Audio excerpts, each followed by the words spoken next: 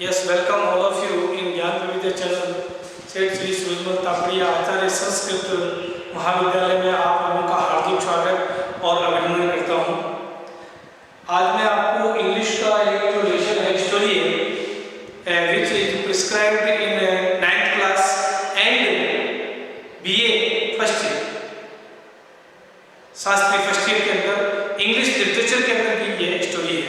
दोनों क्लासों के अंदर ये टच कर रही है, 9th क्लास के अंदर भी टच कर रही है और शास्त्री फर्स्ट ईयर के अंदर भी टच कर रही है। और which is this story 3 question, this story is 3 question which is composed bye Leo Tolstoy. आपने कभी लियो टॉल्स्टॉय का नाम सुना है? नहीं सुना। 9th क्लास के बच्चे नहीं जानते होंगे, लेकिन BA क्लासेस के बच्चे हैं वो जानते हैं। Leo Tolstoy was a Russian poet. He was a great Russian poet.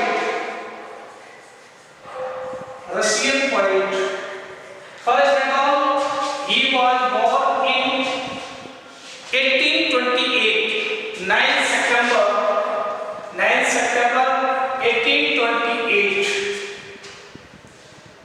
and he expired 20 November 1910, 19th century 1910 के अंदर ये एक्सपायर हुआ था और 1828 के अंदर 18th century 28 को इसका जन्म हुआ था।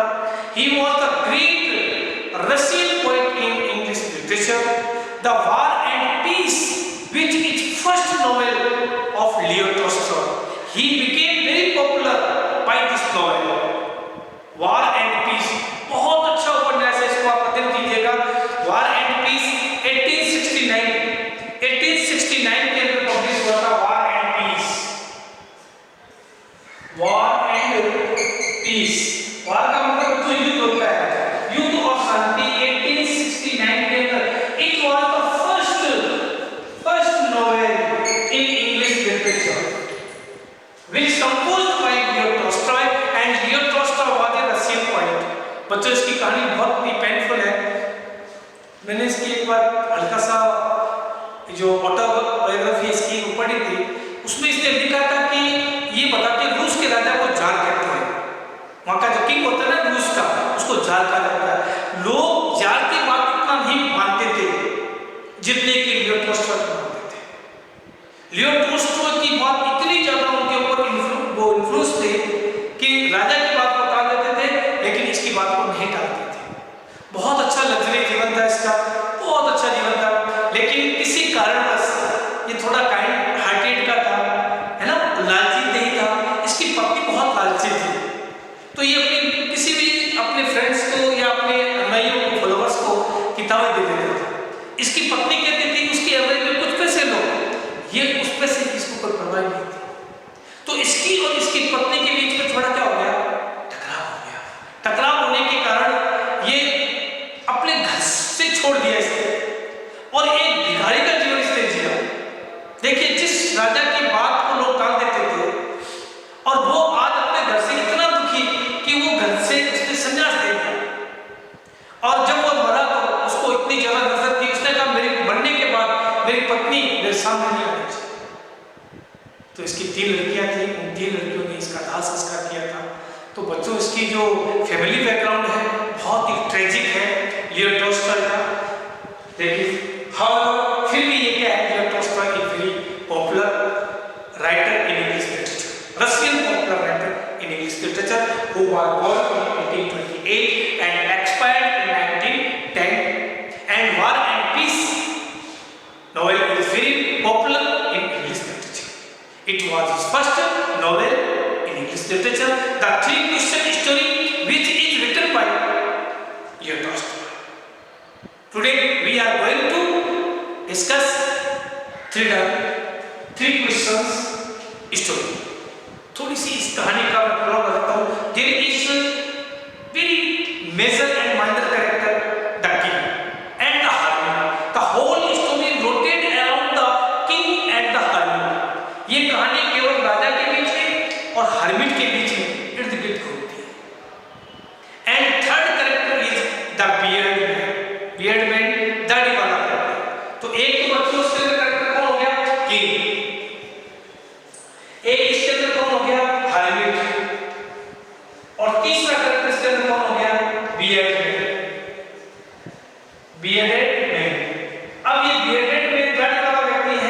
दूसरा जो है द किंग है। Only there are 3 character in this story. The whole story rotated around the king, hermit and bear. देखिए बच्चों, इसके अंदर क्या है कि the king was very popular and well known in their city, और इसने क्या किया, he wanted to know the answer of the 3 questions. It was his curiosity point. He wants peace in his kingdom. अपने राज्य के अंदर वो शांति चाहता था, so he wanted to know the answer of the 3 questions. इसलिए वो 3 प्रश्नों के उत्तर चाहता था। फर्स्ट प्रश्न होता है what is the right time for apprehension, and the second question who are the most necessary people. The second question and the third question are what is the most important thing to do. इन 3 प्रश्नों का उत्तर जानने के लिए he went here and there to know the answer of the question, but nobody told him the right answer of the question. Somebody advised him he should go to the hermit who lived nearby the village. Somebody advised him if he wants to know the answer of the 3 questions, he should go to the hermit. The hermit was very intelligent person. He can reply the correct answer of the question. So the king decided to go there. He went, approached there, putting his simple message, because hermit also likes the simple dressed people, because he believes in simple living, high thinking. वो खुद ही सादा जीवन, उच्च विचार में विश्वास करता था। And that time the king approached there. The hermit was digging his land in front of his hut. The hermit lived in hut and he was digging the land, sowing the seeds. बीजों को बोने के लिए वो जमीन खोद रहा था। And जब राजा वहां पहुंचा, the king requested him to know the answer of the question, but hermit did not reply. hermit ने कोई उत्तर ही नहीं दिया और अपने स्प्राइट के साथ अपने फावड़ा लेकर डिगिंग कर रहा था। तो कुछ देर के बाद राजा ने क्या किया, वो देखा कि ये ओल्ड पर्सन है, थक गया है, तो राजा ने उससे फावड़ा लिया और जमीन खोदने लगा। आफ्टर 2 hours पास हो गए। राजा ने फिर उसको कहा कि मैं आपसे 3 प्रश्नों का उत्तर चाहता हूं, लेकिन उसने उत्तर नहीं दिया। दिन सेट हो गया। इतने में हर्मिट ने उसको पॉइंटेड किया, इशारा किया, देखो somebody is coming here, कोई यहाँ आ रहा है। A bearded man came there who he was a wounded person, घायल आदमी था। The blood was coming from his body, stomach, उसके पेट से खून आ रहा था। तो राजा और हर्मिट ने उस व्यक्ति की, बियर्ड व्यक्ति की क्या की सहायता की। Next day when he came in conscious, जब उसको होश आया, that time he was fainted only, he got unconscious only. तो अगले दिन जब उसको होश आया तो उस wounded आदमी ने उसे कहा कि मैं आपको ही मारने के लिए आया था, क्योंकि you have punished, you have seized my brother's land, क्योंकि तुमने मेरे भाई की जमीन थी उसको तुमने कब्जे में कर लिया था, सीज कर लिया था, और उसको तुम मृत्युदंड देना चाहते थे, एक्सक्यूज देना चाहते थे, इसलिए मैं उसका रिवेंज देने के लिए यहाँ पर आया और मैं तुम्हारा दुश्मन हूं। राजा ने बड़ा आश्चर्य माना। फिर राजा ने उस हर्मिट से पूछा, मैं आपसे 3 प्रश्नों का उत्तर चाहता हूं। That time the hermit replied that I would give you answer. I would give you the answer of the 3 questions in hidden work. उसने कहा, मैं आपके इस छुपे हुए कार्यों के द्वारा ही आपको 3 प्रश्नों का उत्तर दे चुका हूं। The king understand the hermit's witty power. उसकी चतुराई को, भाषाओं की चतुराई को राजा समझ गया और राजा को 3 प्रश्नों के उत्तर क्या हो गए बच्चों, मिल गए। तो हम कह सकते हैं किस प्रकार राजा ने अपने प्रश्नों का उत्तर अपनी एक्टिविटीज के द्वारा, अपने एक्शन के द्वारा किस प्रकार दिया, और राजा को उस 3 प्रश्नों के उत्तर जान लिए।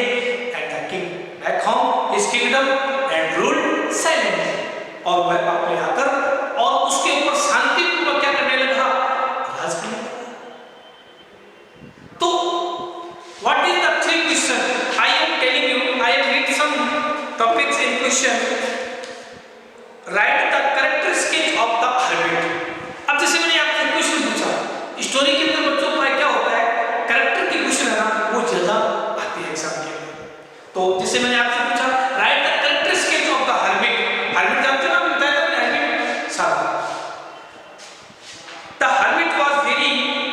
learned person. मैंने कहा था he was very witty power. He has a witty power. He was a learned man. The hermit was very learned person. He was renowned for his wisdom. वह अपनी प्रसिद्धि के लिए, बुद्धिमानी के लिए क्या था? Renowned, प्रसिद्ध था, फेमस था, पॉपुलर था, विख्यात था. Renowned का मतलब विख्यात था. He lived in a wood.